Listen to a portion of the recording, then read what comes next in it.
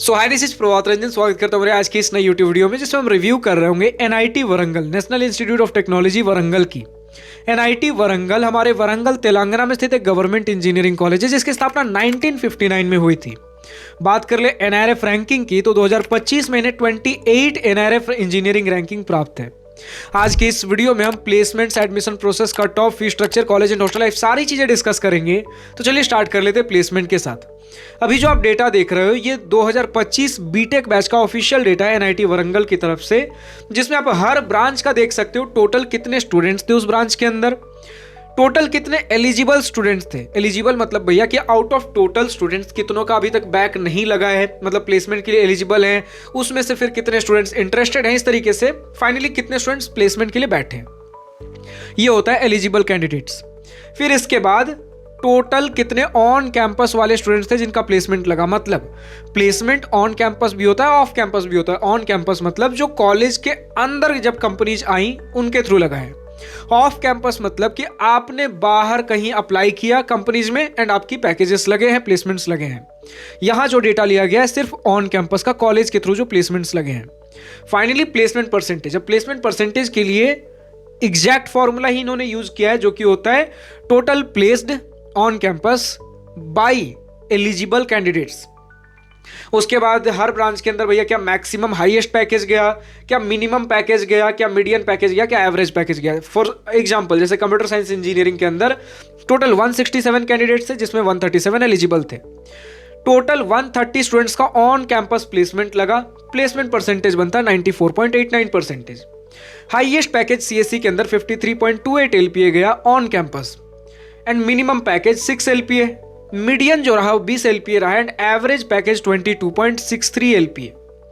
Total बाकी सारे branches का भी आप देख सकते हो, लेकिन अगर सारे ब्रांचेस का अगर आप सम कर दो, देन टोटल 697 स्टूडेंट्स प्लेस्ड हुए। फाइनली अगर बात कर ले एडमिशन प्रोसेस के बारे में, देन आप सबसे पहले जेईई मेन का एग्जाम दे रहे होगे। जेईई मेन में जो भी रैंक बनेगा उसके बेसिस पे जोसा सीसैप काउंसलिंग के थ्रू आपको कॉलेजेस एंड ब्रांचेस अलॉट हो रहे होंगे। मिनिमम एलिजिबिलिटी का क्राइटेरिया यह है कि क्लास 12th के अंदर आपका मिनिमम 75% होने चाहिए, या फिर आप अपने क्लास 12 रेस्पेक्टिव बोर्ड के अंदर टॉप 20 परसेंटाइल में होने चाहिए। इसी के साथ अगर बात कर ले कट ऑफ की, देन आपके सामने जोसा 2025 round 6 general gender neutral candidate other state category के कट ऑफ का स्क्रीनशॉट लगा हुआ है, यानी जिनके पास किसी भी प्रकार का रिजर्वेशन नहीं था। किसी भी ब्रांच के बगल में सबसे पहले ओपनिंग रैंक लिखा गया, उसके बाद क्लोजिंग रैंक। सपोज करिए कंप्यूटर साइंस इंजीनियरिंग क्लोज हुआ था 2409 रैंक पे, electrical and electronics engineering close हुआ था 7788 रैंक पे, एंड बाकी सारे ब्रांचेस का आप देख सकते हो। अब अगर आपको हर ईयर, हर राउंड, हर कैटेगरी कट ऑफ चाहिए, आप कॉलेज प्रवेश की वेबसाइट पे विजिट कर सकते हो। फिलहाल बात कर ले फी स्ट्रक्चर के बारे में, तो आपके सामने इंस्टीट्यूट, ट्यूशन, हॉस्टल, मेस फी का स्क्रीनशॉट लगा हुआ है। In total institute, tuition, hostel, mess सारे खर्चे अगर जोड़ दो 4 साल के अंदर आपका 8.5 लाख में बीटेक निपट जाएगा। बेनिफिट यहां पर यह है कि अगर आप SC ST कैंडिडेट हो, पूरा ट्यूशन फी माफ है, सिर्फ हॉस्टल, मेस वगैरह और दूसरे एक्सपेंसेस लग रहे होंगे। अगर आप ओबीसी जनरल कैंडिडेट हो और 1 लाख से नीचे का इनकम सर्टिफिकेट सबमिट करते हो, आपके भी पूरे ट्यूशन फी माफ है, सिर्फ और सिर्फ हॉस्टल, मेस वगैरह इंस्टीट्यूट फी लग रहे होंगे। अगर ओबीसी जनरल कैंडिडेट और 1 से 5 लाख के बीच का इनकम सर्टिफिकेट सबमिट करते हो, देन आपका ट्यूशन फी 2/3 माफ रहने वाला है, और बाकी सारे हॉस्टल, मेस के खर्चे आपके भी लग रहे होंगे। इन एनी केस अगर आपका पूरा ट्यूशन फी माफ है, 3.5 लाख तक आपका 4 साल का बीटेक, हॉस्टल, मेस वगैरह सारे खर्चे मिलाकर लग जाएंगे। फाइनली हम पहुंचते अपने college and hostel life most awaited section के ऊपर, जिसमें सबसे पहले अगर बात कर लो भैया, एनआईटी वरंगल आपके 248 एकर्स के lush and green campus. Lush and green का मतलब यहां पर यह है आपको प्रॉपर मेंटेन्ड ग्रीनरी देखने को मिलेगी। हाँ, कुछ पार्ट्स ऐसे हैं कॉलेज के जहां पर थोड़े ओल्ड इंफ्रास्ट्रक्चर देखने को मिलेंगे, एंड कुछ ऐसे हैं जहां पर मेगा इंफ्रास्ट्रक्चर्स भी देखने को मिलेंगे। न्यू आपको मॉडर्न प्रॉपर फिनिशिंग वगैरह के साथ बिल्डिंग्स देखने को मिलेंगी।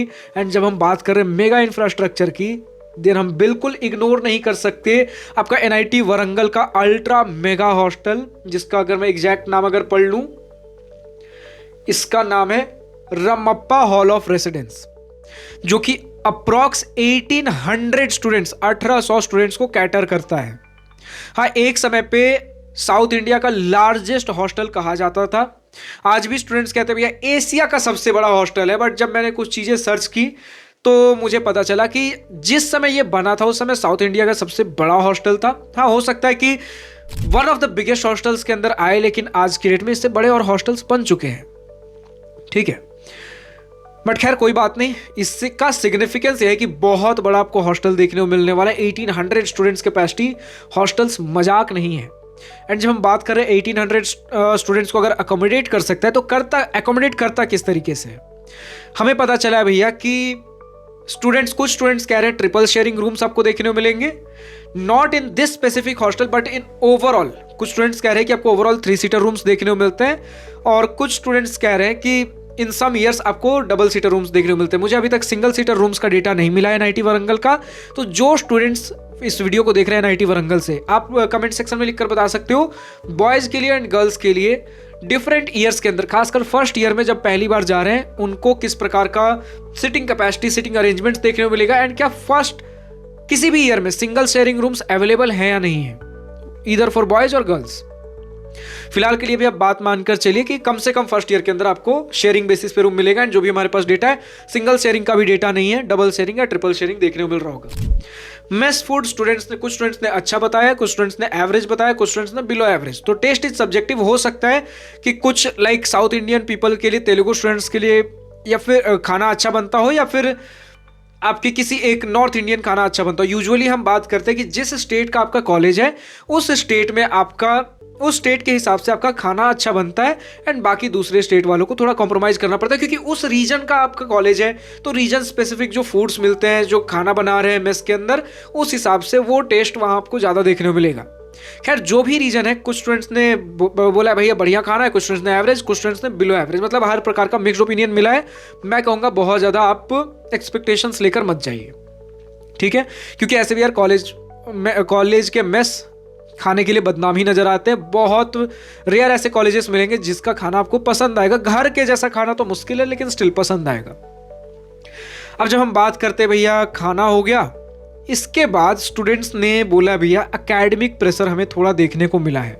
कुछ क्लासरूम्स सिर्फ आपके लाइक बोर्ड्स के साथ है, कुछ स्टूडेंट्स ने बोला भैया स्मार्ट रूम में प्रोजेक्टर्स हैं बट थोड़े से खस्ता कंडीशन में है। कुछ स्टूडेंट्स ने कहा भैया 2 स्मार्ट बोर्ड्स है। तो जो भी कंडीशन है, लेकिन ओवरऑल मिक्स्ड ओपिनियन मुझे जो इस कॉलेज का निकलकर सामने आया है कि बहुत कुछ एक्सेप्शनल किसी पार्ट पर हाईलाइटिंग नहीं है। कॉलेज कल्चर में थोड़े से स्टूडेंट्स नाराज नजर आए हैं भैया कि रेस्ट्रिक्शन ज़्यादा है, अटेंडेंस क्राइटेरिया 80% है, एकेडमिक वर्कलोड आपको ज़्यादा देखने को मिलेगा। तो कॉलेज लाइफ के मामले में स्टूडेंट्स थोड़े से नाराज नजर आए हैं। वरना आपका इंफ्रास्ट्रक्चर कुछ डिसेंट है, कुछ काफ़ी बढ़िया है, टॉप नॉच आपको इंफ्रास्ट्रक्चर देखने को मिलेगा। कुछ हैंग आउट प्लेसेज जैसे टाइम स्क्वायर जैसी, कुछ उसका एक रेप्लिका कह सकते हो, वैसी जगह आपको देखने को मिल जाएंगे। एंड ओवरऑल आपका campus decent, fine enough, good है, वेल मेंटेन्ड, आपको ग्रीनरी देखने को मिलेगी, घूमने फिरने की जगह है। बस वही कॉलेज लाइफ में थोड़े स्टूडेंट्स नाराज नजर आया भैया कि एकेडमिक वर्कलोड तो है ही है, 80% का आपका अटेंडेंस क्राइटेरिया लगा दिया गया है। ऊपर से गर्ल्स के ऊपर अलग रेस्ट्रिक्शन है, खासकर फर्स्ट ईयर में, कि आपको हॉस्टल के अंदर 10 बजे से पहले आ जाना है। मतलब थोड़ा रेस्ट्रिक्शन वाला कैंपस हमें देखने को मिला है as compare to other NITs in the same league. इस प्रकार की चीजें हैं। कुछ स्टूडेंट्स कह रहे भैया कि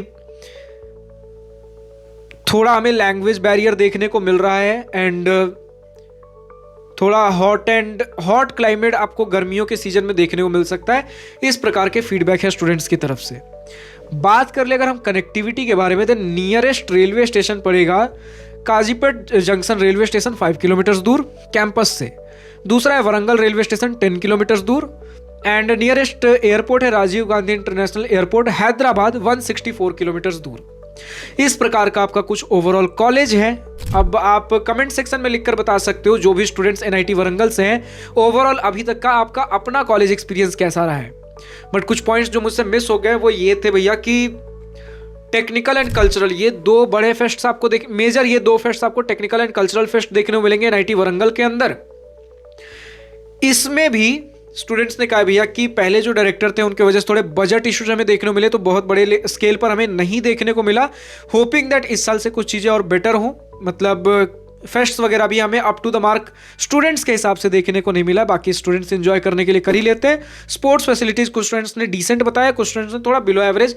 मतलब जो खेलना चाहते हैं उनके लिए फैसिलिटीज अवेलेबल है, लेकिन अगर आप टॉप 5-6 एनआईटीज से कंपेयर करो थोड़ी बहुत चीज़ आपको कॉम्प्रोमाइजिंग देखने को मिलेगी। ओवरऑल आपका कैंपस डिसेंट है, गुड इनफ है। थोड़ा रेस्ट्रिक्शन मिलेगा कॉलेज लाइफ के मामले में, थोड़ा स्टूडेंट्स ने कॉम्प्रोमाइजिंग बताया है, वरना ठीक है कैंपस। फिर मतलब ये सारी चीज़ें मैं टॉप 5 एनआईटीज के हिसाब से बता रहा हूँ, बाकी अगर आप और पीछे वाले एनआईटीज से अगर आप कंपेयर कर लो फार बेटर आपको देखने को मिलेगा। फिलहाल आज की इस वीडियो में इतना ही। जो भी स्टूडेंट्स अब एनआईटी वरंगल से देख रहे हैं आप अपने एक्सपीरियंस कमेंट सेक्शन में लिखकर बता सकते हो, एंड जो स्टूडेंट्स और इंजीनियरिंग कॉलेज रिव्यू वीडियोस देखना चाहते हैं आप कमेंट सेक्शन में लिखकर बताइए नेक्स्ट कॉलेज रिव्यू वीडियो आपको किस कॉलेज का चाहिए।